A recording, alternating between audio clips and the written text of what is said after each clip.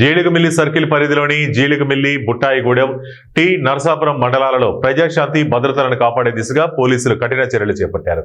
ఈ మేరకు section 30 police act అమల్లో ఉందని అధికారులు తెలిపారు.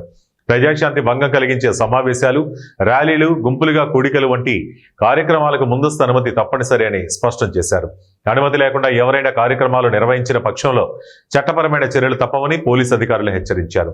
గుంపులుగా కూడటం, ప్రజాశాంతికి భంగం కలిగించడం, ప్రభుత్వ ఉద్యోగుల విధులకు ఆటంకం కలిగించడం వంటి చర్యలకు సెక్షన్ 30 ప్రకారం శిక్షార్హమని వివరించారు.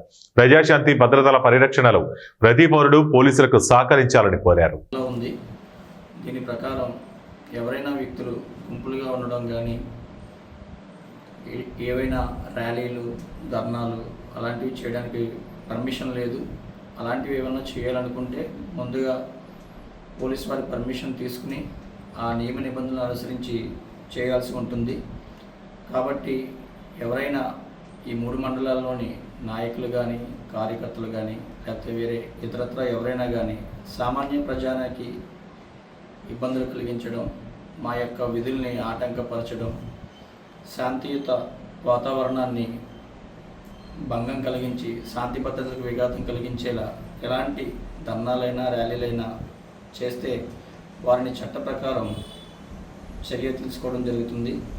అదేవిధంగా ఈ సోషల్ మీడియాలలో ఈ మధ్య ఎవరైనా ఇద్దరు వ్యక్తుల మధ్య వ్యక్తిగతంగా జరిగిన గొడవలను పురస్కరించుకొని దాన్ని వివిధ పార్టీల మధ్య లేదా వివిధ కులాల మధ్య లేదా వివిధ మతాల మధ్య గొడవగా సృష్టించి వాటిని పోస్ట్ చేయడం జరుగుతుంది సోషల్ మీడియాస్లో.